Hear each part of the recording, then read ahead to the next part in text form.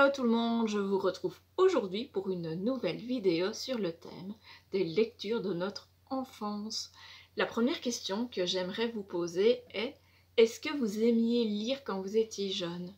Me concernant, la réponse est oui, j'étais une grande lectrice, puisque je lisais des livres et des livres tellement que je me cachais de mes parents pour lire le soir avec ma petite lumière allumée. Il faut dire que ma passion me vient peut-être de ma maman qui, à l'époque, était abonnée à Belgique Loisirs, donc vous connaissez sûrement le principe, en France c'est France Loisirs, et tous les mois elle recevait un livre par courrier. Et à l'époque, j'avais aussi envie de recevoir mon livre, et donc ça a été chose faite. Elle m'a permis de recevoir Sans famille d'Hector Malot. Et donc tous les soirs je lisais un chapitre. Et très vite je me suis prise au jeu. Alors vous allez me dire, qu'est-ce que vous aimiez lire quand vous étiez jeune?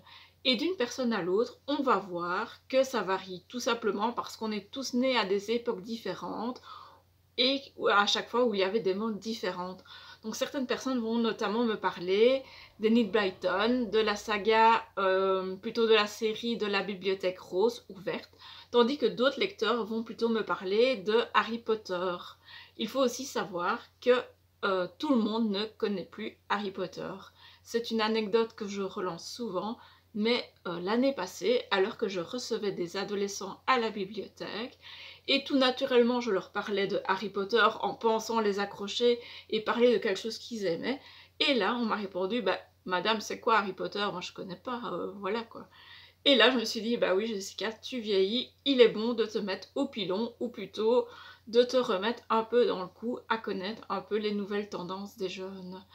Alors, je vous propose tout de suite de découvrir les livres que j'ai retrouvés parmi mes bibliothèques de l'étage, parce qu'il faut savoir que même si j'ai beaucoup de livres ici en bas dans ma bibliothèque, j'ai également de nombreuses bibliothèques à l'étage avec mes anciens livres. Alors, la première chose dont j'aimerais vous parler, c'est ceci. Je crois que tout le monde connaît. Peut-être pas, Bob et Bobette. Donc c'est une série écrite par des plumes belges d'origine flamande. Et là, petit quiz, petite question, est-ce que vous connaissez la date de la première parution du premier tome de Bob et Bobette? Si vous ne connaissez pas la réponse, rendez-vous à la fin de la vidéo pour la réponse. Donc Bob et Bobette, à chaque fois on a plusieurs personnages. Donc ici vous avez Jérôme, Lambic, Sidonie, Bob et Bobette, bien évidemment, les enfants, et on suit à chaque fois des aventures, voilà. Donc pour ma part, c'était chaque vendredi quand j'avais bien travaillé à l'école, et c'était pas toujours le cas, puisque quand j'étais jeune, je n'étais pas une brillante élève, j'avais notamment des problèmes de dyslexie, donc vous voyez que la dyslexie n'empêche pas d'aimer lire et d'être une grande lectrice. Voilà, donc ça, c'est pour la première saga que je vous ai retrouvée. Ensuite, j'aimerais vous parler, bien évidemment c'est mythique, la comtesse de Ségur. Donc, pour ceux qui ne connaissent pas, la comtesse de Ségur, elle est née en 1799, c'est une femme de lettres française d'origine russe. Et là, nouvelle question, à votre avis, à quel âge a-t-elle écrit son premier livre? Est-ce que c'est à l'âge de 15 ans, 30 ans ou 50 ans? Vous savez la réponse, personnellement j'ai été assez étonnée. Et donc le tout premier livre que j'ai découvert d'elle, que j'ai reçu en cadeau pour un anniversaire, c'est celui-ci, Après la pluie, le beau temps. J'avais été totalement séduite et donc j'avais réclamé d'autres livres à ma famille. J'avais reçu Les Petites Filles modèles et là de nouveau un grand coup de cœur. Et j'avais lu plusieurs tomes, j'avais enchaîné les tomes et voilà, j'adorais. Voilà. Donc ici, on a une parution des éditions Casterman. Voilà, et donc si on regarde la date de parution, on va regarder à la fin du livre, ça date quand même de 1979 ici. Voilà. Alors, ensuite, comment ne pas vous parler de La Petite Maison dans la Prairie de Laura Ingalls Wilder. Donc à la base je regardais les épisodes de la série avec ma famille et j'étais totalement fan de suivre Laura avec ses sœurs et sa famille, donc, qui sont des pionniers américains à la fin du XVIIIe siècle. Et donc, lorsque j'ai appris qu'il y avait également un roman, puisque Laura a écrit ses propres livres où elle relate son enfance, son adolescence et puis son âge adulte, mais j'avais absolument voulu prolonger le plaisir en lisant les romans qui sont ici une parution des éditions Flammarion, des éditions Castor Poche que j'aime particulièrement. Donc je vous ai sorti quelques autres tomes. Il y a à chaque fois différents niveaux de lecture. Donc il y a notamment les niveaux juniors, il y a également les niveaux seniors. Et alors ce que j'aimais beaucoup avec les Castor Poche, c'est qu'à la fin, vous aviez à chaque fois d'autres numéros. Et donc là vous voyez, je mettais à chaque fois des petites annotations. C'était en fait les livres que je voulais commander pour mes prochains anniversaires ou demander à Saint-Nicolas. Voilà. Et donc il y a notamment aussi celui-ci qui était un livre que j'avais emprunté au Bibliobus pour lequel finalement j'ai été employée quelques années plus tard. Donc vous voyez un peu les hasards de la vie, voilà. Ça dit c'est risque tout, c'était la saga des enfants Tillerman, qui est également une saga qui m'a profondément marquée, que j'ai adoré, dévoré, voilà. Alors ici vous avez Canilou, ça aussi c'est assez connu. Et enfin Jessie la Parfaite, peut-être un livre un peu moins connu, maintenant moi je l'adorais par rapport à mon nom. Et c'était l'histoire d'une petite fille qui était pas si parfaite que ça, puisqu'elle s'enfonçait souvent dans ses mensonges. Voilà. Alors, livre suivant, un livre profondément marquant. Donc il y avait dans ma jeunesse Rémi et son famille, il y avait aussi celui-ci.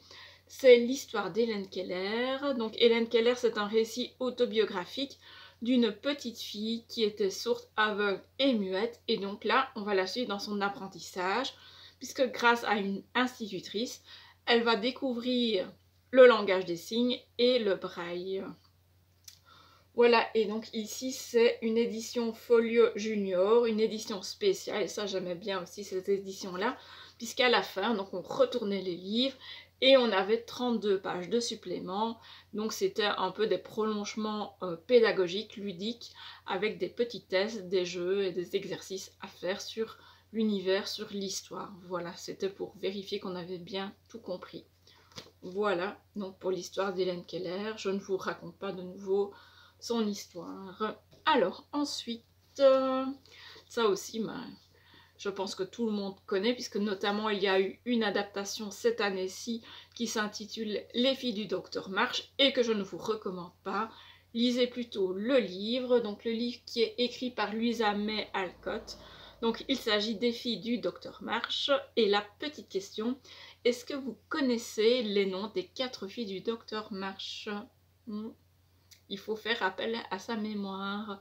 Donc la saga, elle est composée de 4 tomes. Celui-ci, les filles du docteur March se marient, et le deuxième. Personnellement, je n'en ai lu que 2 sur 4. Et quand j'étais petite, j'étais une grande fan du dessin animé du Club Dorothée. Voilà, ça aussi, le Club Dorothée. Je pourrais vous faire tout un épisode tellement j'étais fan. Voilà, je passais mes matinées à regarder. J'avais ma carte de membre et voilà, je vous passe les détails. Voilà, alors le dernier livre dont j'aimerais vous parler, c'est celui-ci. Donc George Sand, La petite fadette. Et là, on suit un peu l'histoire. Donc c'est un roman d'origine un peu paysanne, voilà qu'on pourrait dire ça. Je ne connais plus vraiment le nom du courant. Donc George Sand qui avait pris un nom d'homme mais qui s'appelle Aurore Dupin. Et donc on suit la petite fadette qui vit dans un endroit reculé de la forêt avec sa maman. Elle est rejetée par les gens du village parce qu'elle emploie des plantes médicinales pour soigner. Et donc à l'époque, c'était un peu les sorcières et tout ça. Et donc elle va faire la rencontre de 2 jumeaux. Et donc on va un peu suivre leur rencontre, leur amitié, les rivalités un peu aussi.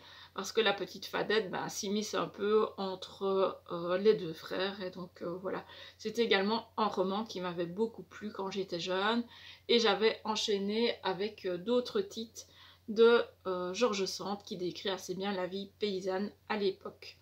Voilà, donc pour les lectures de ma jeunesse, c'est fini. Je n'avais pas envie de tout vous ressortir. Donc n'hésitez pas à me dire en commentaire si cette vidéo vous a plu, quels sont les livres que vous connaissiez, si vous avez fait des découvertes et également et surtout les livres qui vous ont marqué lors de votre jeunesse. Sur ce, je vous dis à bientôt, bye bye!